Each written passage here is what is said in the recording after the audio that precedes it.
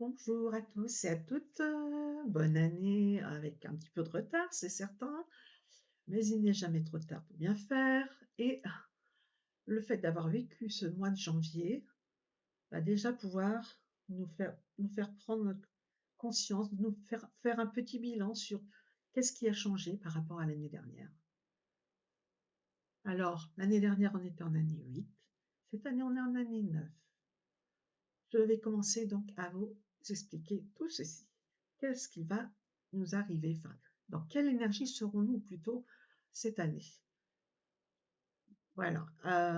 Donc l'année universelle 2025 concerne les énergies collectives. Nous sommes influencés par cette vibration qui s'inscrit dans un perpétuel cycle de 9 ans. Pour bien comprendre le cycle de 9 ans, nous pouvons le comparer au cycle de la nature et des saisons. La nature fonctionne avec des rythmes qui lui sont propres et qui lui permettent étape après étape un bon développement. La nature est perpétuel mouvement. La vie est perpétuel mouvement. Et l'être humain a besoin de vivre en harmonie avec ses propres rythmes et ceux qui jalonnent la vie sur Terre pour bien se développer et s'accomplir. Pour calculer l'année universelle dans laquelle nous nous trouvons, on ajoute les chiffres de l'année entre eux. 2 plus 0 plus 2 plus 5. Ça fait année 9. Une petite parenthèse. 2024, année 8. Qu'en avez-vous pensé après tout ce que je vous avais annoncé? Si je ne prédis pas, mais tout ce que je vous avais dit, ce pourquoi il fallait faire attention et la façon dont il fallait se comporter pour être dans le meilleur flux qu'il soit. Donc, 2024, on demandait la maîtrise de nos impulsions et de nos émotions. Le 8, c'était le chiffre de la justice. C'était investir du temps et de l'argent. C'était prendre sa place. C'était défendre ses intérêts. C'était combativité, concrétisation et mise en œuvre, matérialisation. Et vous? Et se libérer aussi des croyances et des blocages. Et vous? Où en êtes-vous après tous ces petits conseils qu'on a pu vous apporter?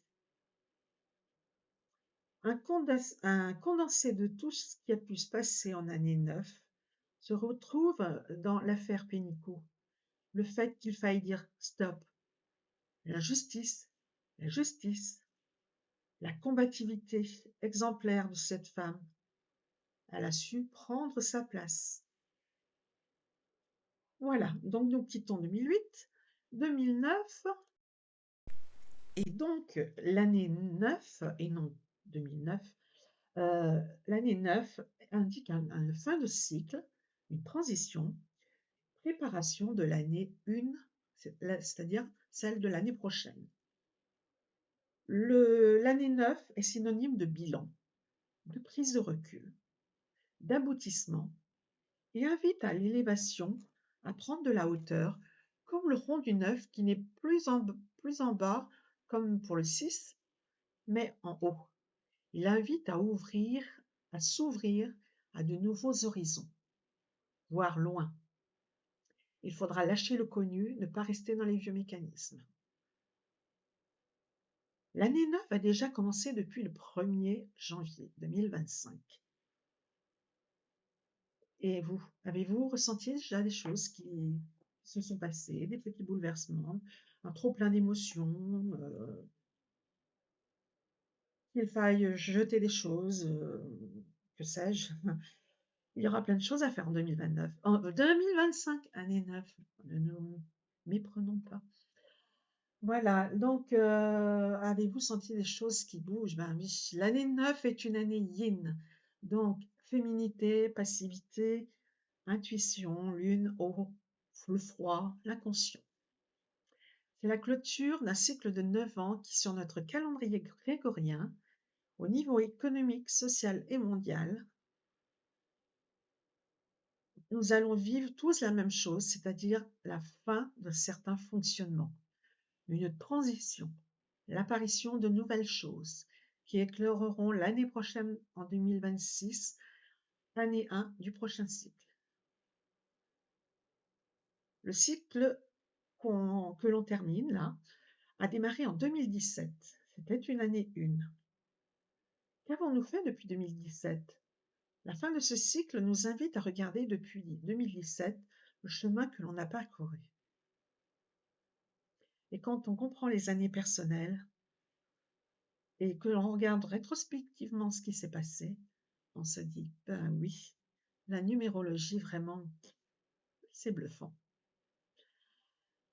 Les émotions sont amplifiées, je vous ai dit. Et donc, il y aura de la lenteur parfois et une sensation de fatigue.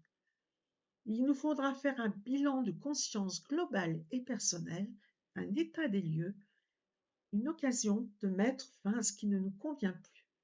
Actions, relations, projets et aux croyances limitantes. C'est une année de nettoyage, professionnel, affectif ou autre.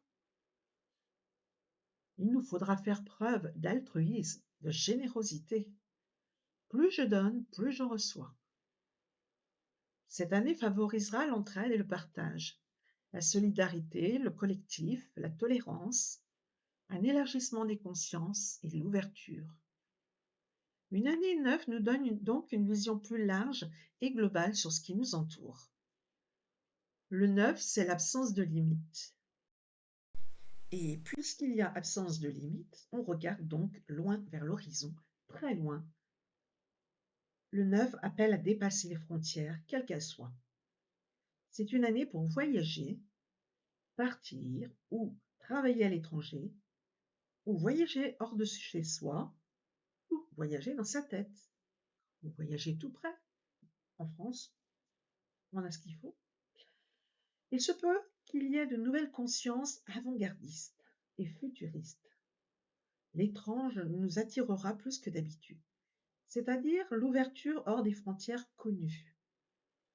Une année 9 est tournée vers le futur, appelle à plus de modernité et d'amélioration du monde.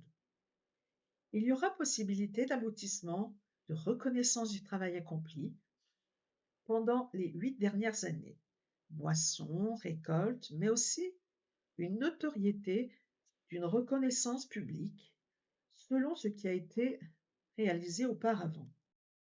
L'année 9 sera favorable aux personnes dont le bien-être, qui travaillent dans le bien-être ou travaillant auprès d'un public.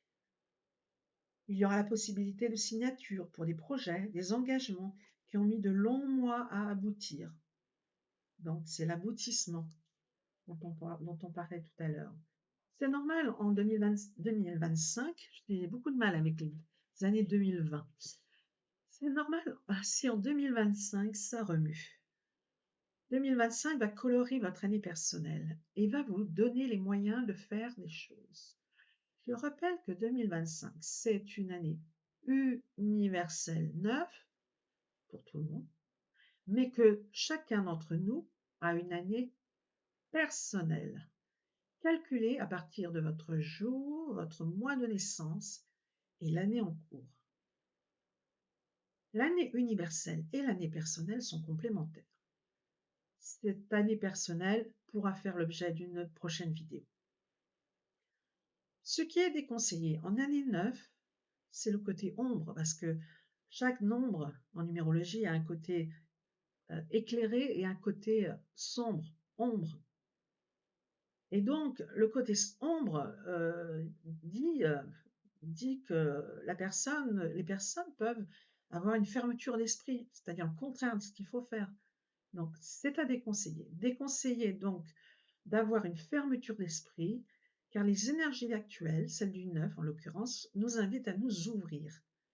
Se fermer, ça serait comme si on allait à contre-courant d'un fleuve ou d'une rivière, comme si on sortait en short ou en tongs alors qu'il pleut.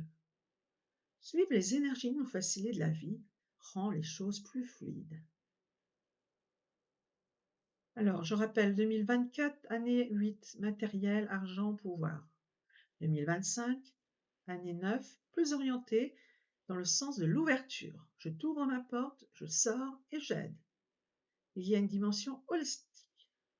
Le 9, c'est la conscience, la sagesse, l'amour, la tolérance. Le 9 rassemble. On ne peut plus dire on n'est pas concerné.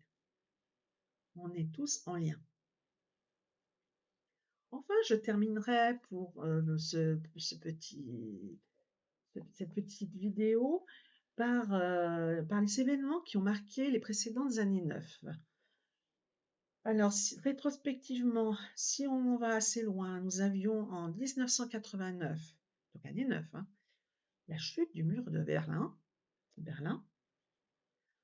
En 1998, année 9, arrêt de monnaie. Pour en 1999, année 1, avoir une nouvelle monnaie en vue. En 2007, c'était une année 9, système bancaire fragile, rappelez-vous. Et plus près de nous, 2016, le Brexit, la fin de l'Union européenne pour l'Angleterre. Et cette année, 2025, que pourrons-nous dire à la fin de cette année? Alors, je vous souhaite à tous et à toutes une bonne journée, une bonne année encore. Vous pouvez me retrouver donc sur mon Facebook Béatrice Cendre numérologue,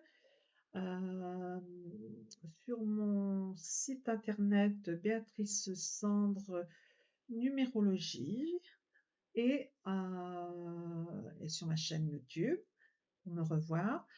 Et je vous dis à très bientôt en pensant à année personnelle peut-être. Ça serait très intéressant que nous travaillions ce sujet. Voilà, à très bientôt. Au revoir.